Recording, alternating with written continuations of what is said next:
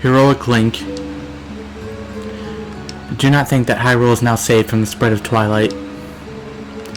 Leave these woods and go to the west, where you will find the land protected by the Spirit Elden. There you will find those you seek. But know that these lands lie in Twilight. They are now a dark realm covered by the clouds of dusk. If you set foot beyond the curtain of Twilight, you will revert to your beast form, so be prepared. Hero chosen by the gods, leave these woods and go west, to the land of the Spirit Elden. That's better. Searching should be much easier now, But, of course, you feel the need to go help the other light spirits, don't you? Well, don't worry. When you turn into a beast again, I'll take good care of you. The first thing you need to do is find the land covered in Twilight. Once you do, I'll help you out. See you later. And there we go. That's basically all there is to it.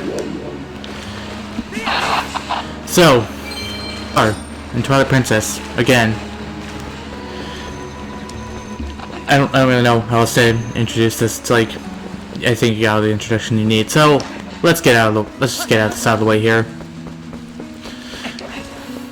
We've already seen all there is to see in Faron Woods, and nice touch, these Deku Baubles are gone now that we've obtained the Fused Shadow in the Forest Temple. Of course, that's not everything. We still have other realms of Twilight to look for, other areas covered in Twilight to restore. And we have our friends to look for. And we've only found one Fused Shadow. Really, we're just getting started here. We have the Lantern Seller, but I don't think he really has anything to share with us. Hey guy, how's Zero leveling your lantern? I'll fill your lantern to the brim for just 20 rupees. I mean, why not? That's great, guy. Let me refill your lantern.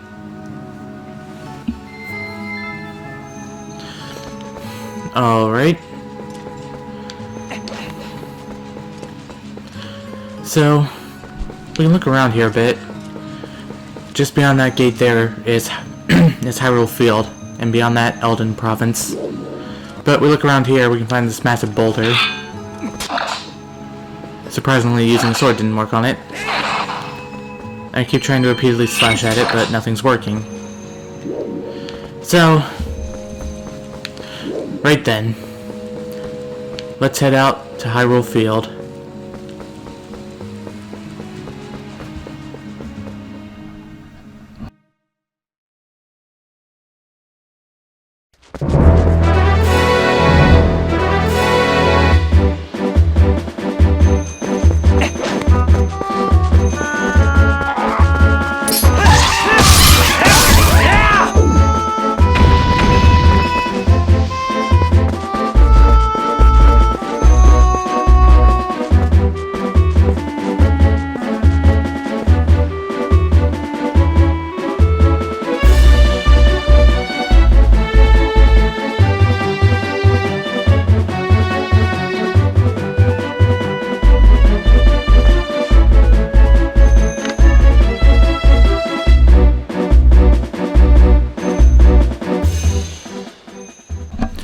That's it. I'm doing it. I'm saying the N-word. Nostalgia. How I miss this place. It is so... Nostalgia. That's certainly a topic.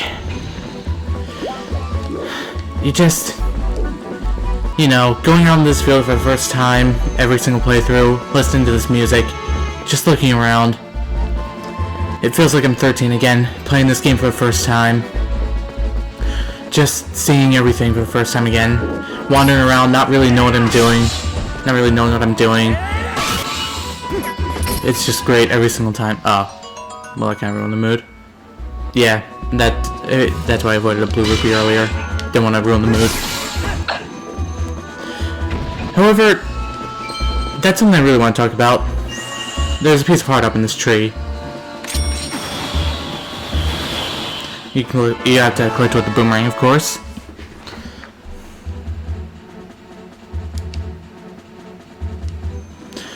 And according to my notes, There's also another collectible we can look for around here.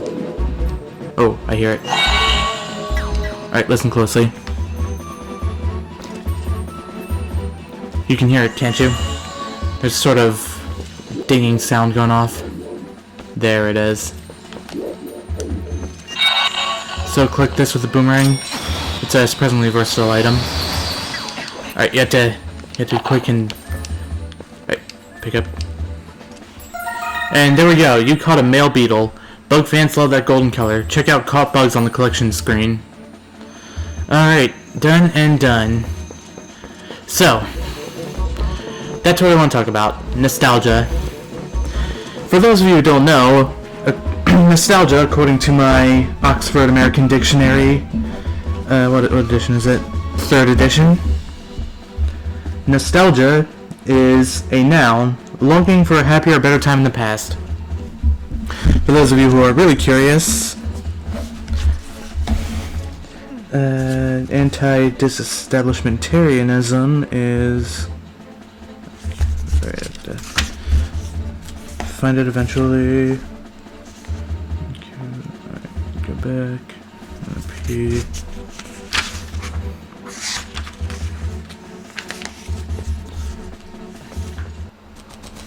Well, the meaning of the word anti-disestablishmentarian shall elevate us, because the freaking Oxford Dictionary doesn't have it.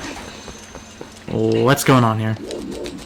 Anyways, you can see here we've got a, well, we've already seen time cycles happen, so.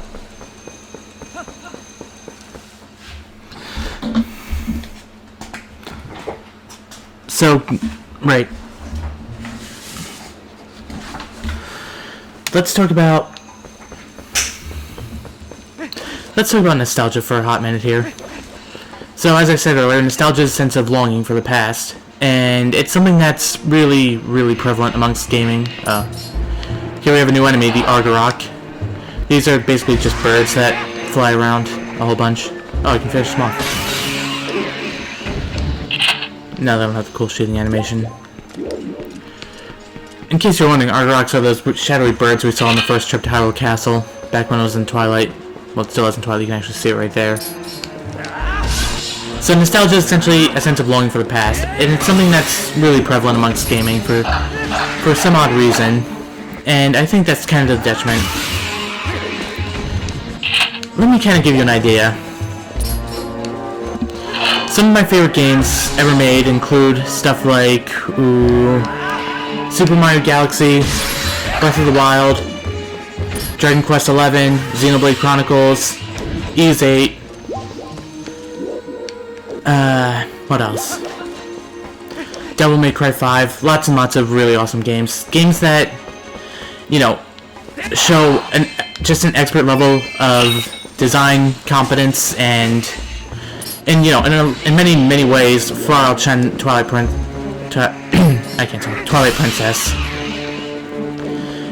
Yeah, Twilight Princess just doesn't hold a candle to some of these games.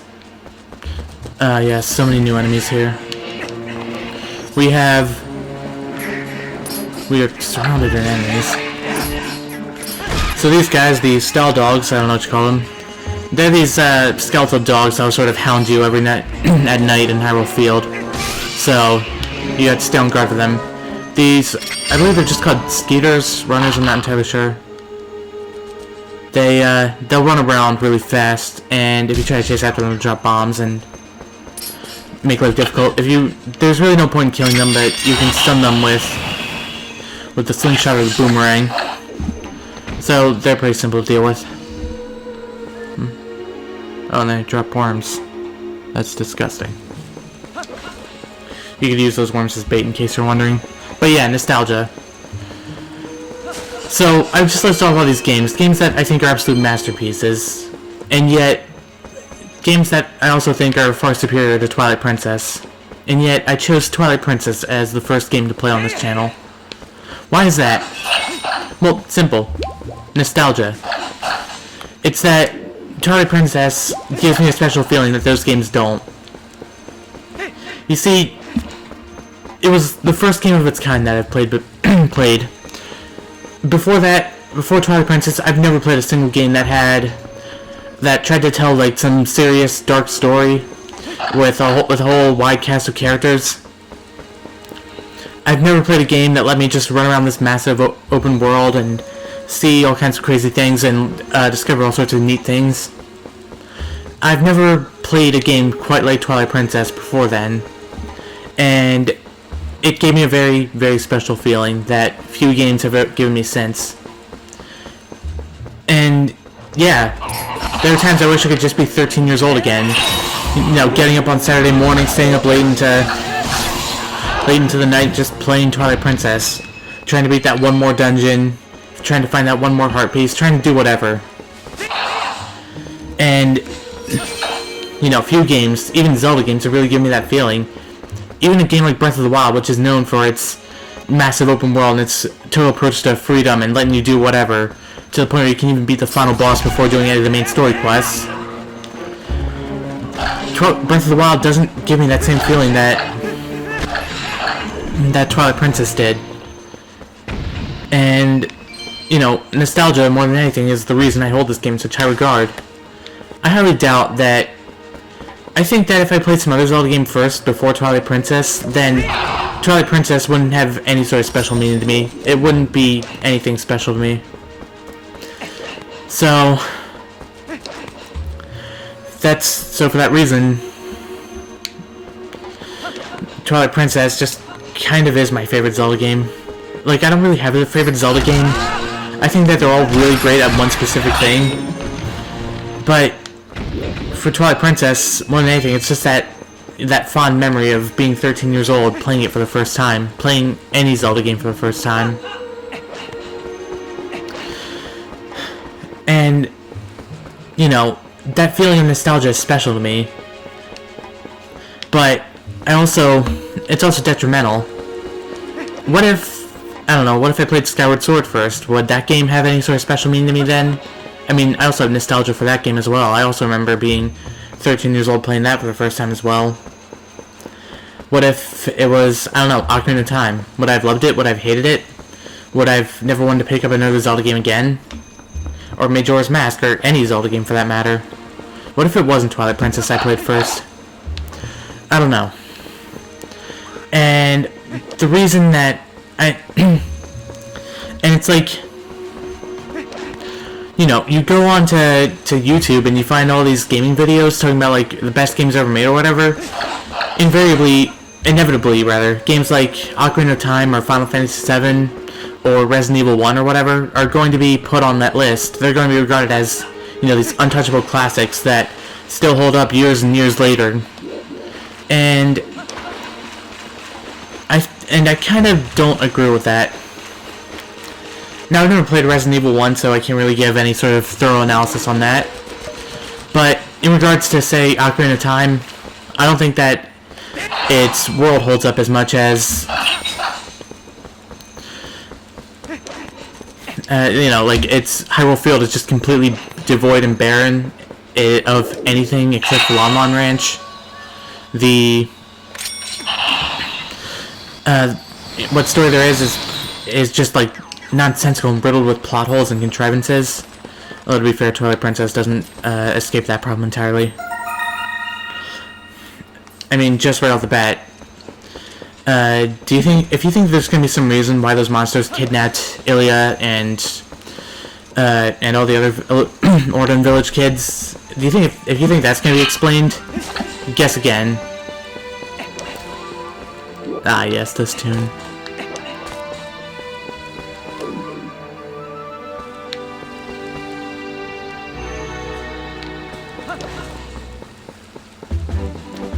I think most people hear the Ocarina of Time Hyrule Field theme when they hear that tune, but for me it's always Twilight Princess. Once again, nostalgia.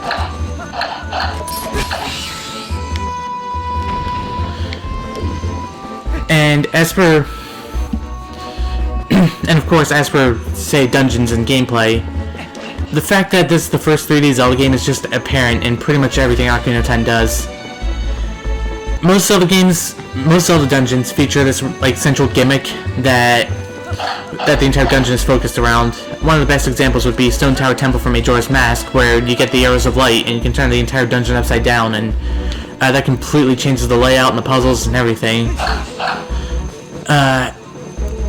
Ocarina of Time's dungeons don't really have that. They're just, you know, solving these mazes of locked rooms and enemies to fight and what have you. And the items are just, you know, like, looking at the item wheel of Twilight Princess, there isn't much amazing stuff here, but there's the Gale Boomerang that we've gotten so far, and, you know, you better believe we're going to find more interesting items as time goes on. You know, just talking about the Gale Boomerang, you can target different things, it can use the wind element to solve certain puzzles and stuff. It's a much more versatile item than, say, the Megaton Hammer from Ocarina of Time. The hammer is basically a replacement for the sword whenever you need it. Like, say, to fight against Dark Link, the hammer just absolutely breaks that fight. The AI has no idea how to deal with the hammer. And then the final fight against Ganon, it's like, you know, the gimmick of that fight is you lose the Master Sword, your #1 weapon. But if you had the Bigoron Sword, you'd probably be using that sword anyway because it's more powerful than the Master Sword.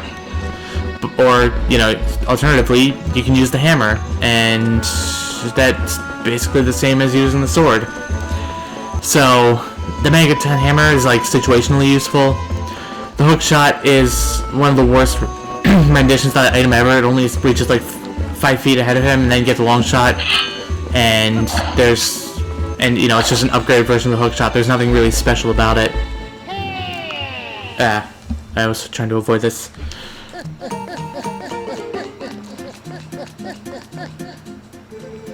Go no further. There's a black wall ahead that blocks the way.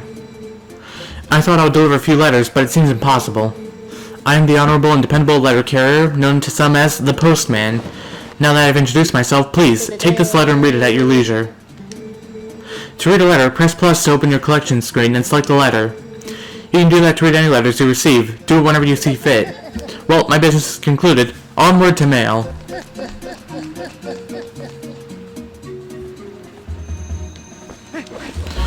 So, that's a new character that we're going to be seeing more of as time goes on. You go on the collection screen, you can read letters. Post office notice. About mail delivery. If I have a letter for you, I'll approach you at high speed. Please do not flee. I know he scared the crap out of me when I first saw him. It's important to go down this way because that was our hint. There's a black wall. I tried going down the western route earlier, but that didn't lead anywhere. That just simply led to a gate that was locked. If we try to go south, or north rather, the geography just kind of confuses me for some reason. Yeah, if we try going down the northern route, we'll see later. So in regards to Ocarina of Time, it's like, I think that all in all it's a pretty bog standard Zelda game. Like, it just kind of does the essentials without doing anything amazing. It's like, in all fairness, you know, they were trying to make it the first 3D Zelda game. I mean, that's special. And it is certainly influential in gaming. It's where the whole concept of locking onto enemies for combat came from. It basically taught many game designers for years to come how to do 3D games. And it's impressive how, you know, for lack of a better word, how not terrible it is. Considering that, at the time, most people, you know, developers are coming to grips with how 3D games work. So it's like, Ocarina of Time deserves respect for that. But I'm not going to pretend it's, you know, I don't see it as this untouchable masterpiece at all. I don't think it holds up anymore. It just doesn't do anything special, you know? It's like 2 years later we'll get Majora's Mask, which has, you know, the darkest story in all Zelda history, that has this looming apocalyptic threat. It has absolutely incredible world building, and, you know, like I mentioned earlier, it's got dungeons like Stone Tower Temple, which just, even the best Zelda dungeons to come later do not hold a candle to Stone Tower Temple. That dungeon is pure brilliance. In Ocarina of Time's defense, it has the Water Temple, which on the 3DS version is also really, really great. It's probably one of the best dungeons Zelda has ever come up with. And in fairness to Ocarina of Time, it actually does stuff that I would like to see I would have been happy to see other 3D Zelda games do before Breath of the Wild.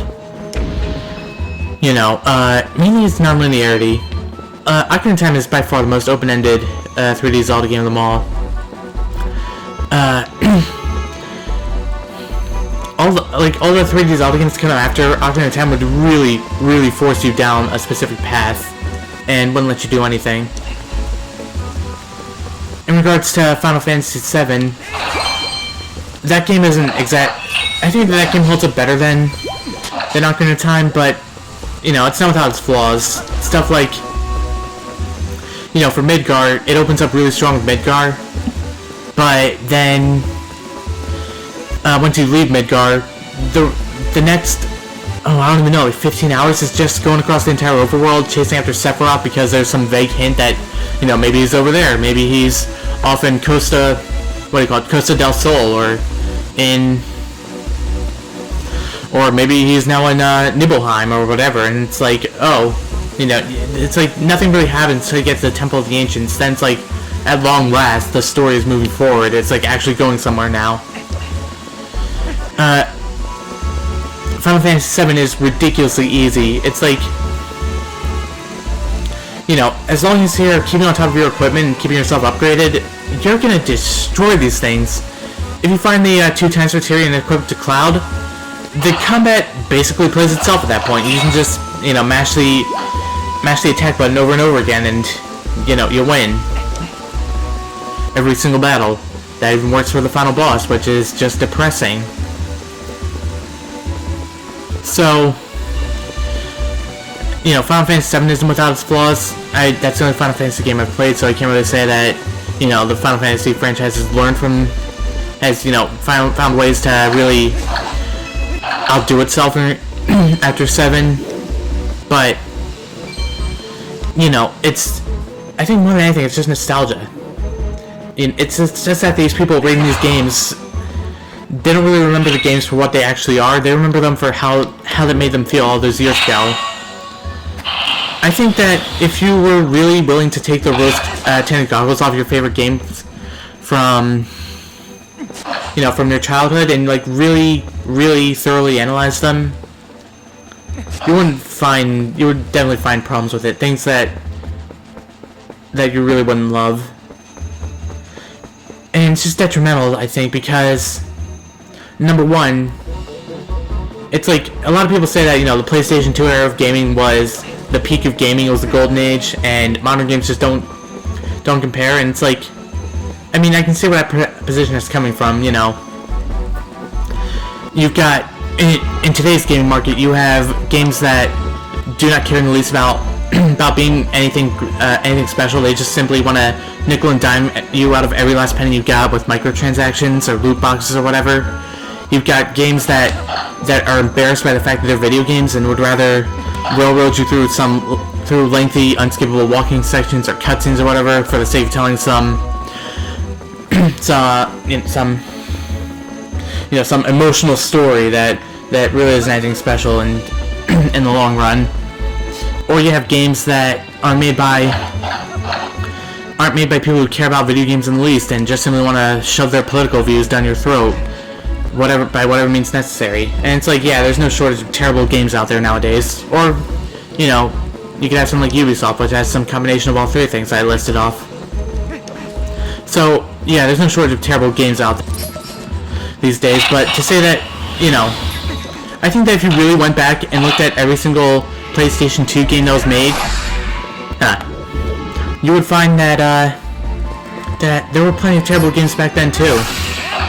It's just simply that as time's gone on, we've remembered the classics like I don't know, Devil May Cry 1 or the Sly Cooper trilogy or Jak and Daxter, I don't know, whatever else came out that time. But you know, we only remember the classics, and that kind of gives us this distorted view of games from that era of being, you know, just inherently better than made by more talented designers than what we've got now. And you know, I think that 20 years from now, we'll be looking back on the PlayStation 4 era of gaming, or looking back on the Switch or whatever, and saying that, you know, games were so much better back then. We'd be remembering games like, I don't know, Breath of the Wild, Devil May Cry 5. You know, only time will tell what games will be regarded as classics in years to come, but you know, we'll be looking at those games and saying that game was so much better back then. It's a cycle, really. It's sort of like that cycle of the older generation calling the younger generation lazy and entitled, then the younger generation grows up and they break down the stereotypes, and then they start calling the their the generation that comes after them lazy and entitled. It's sort of like that cycle for gaming. But I mean, I've always found it frustrating that people would base pretty much all of their critical analysis of games on nostalgia, because it leads them to say that the games that I love are terrible, and the games that they love that I don't think too highly of are just perfect. Like, seriously, I've heard people say that Ocarina of Time is perfect. I'm not trying to straw man or anything here. But, you know, I try to be honest. It's like, you know, I want to be honest when it comes to games analysis, and that includes games I have a lot of strong emotional attachment to, such as Twilight Princess. It's like, you know, I'm making an effort to criticize Twilight Princess where there are things that it does wrong, or other Zelda games have done better. But, you know, and it's just like this nostalgia thing that is so prevalent in gaming it's been annoying it's just annoyed me so much over the years. And I think that the reason why, and the thing is, it's like, you know, you talk about movies or anime or whatever, and it's like, you know, you do get people who say that movies were so much better back in, like, I don't know, the 80s or whatever, and anime was so much better back in the 90s, and it just doesn't compare now. And it's like, you know, you do get those people, but it seems like for some reason, you know, you don't get people saying that, you know, their favorite movie is something from the 80s just because they watched it as a kid and they loved it back then, so it must be just as good now. I mean, in all fairness, I have movies I'm nostalgic for, like Finding Nemo. But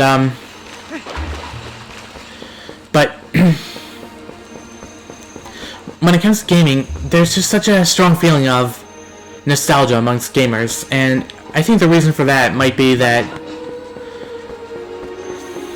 maybe it's like, I think it has to do with there's a stronger immersive quality to games.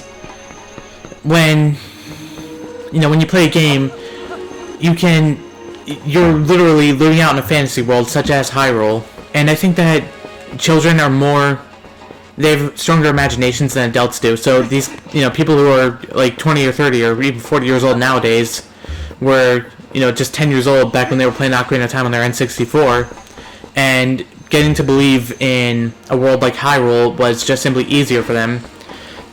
They had imagination, much more so than they do now. It's just something that kind of passes by with age. Unless you're C.S. Lewis, then the imagination just never dies. But, and, you know, more than anything, they don't remember it's like, those games, such as Ocarina of Time, offered them an experience of being in Hyrule, being the hero of time, saving the world from Ganon, all that cool stuff.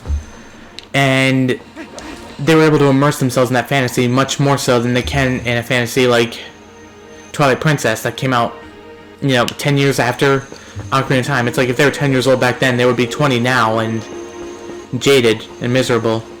And I'm 20, and I'm jaded and miserable.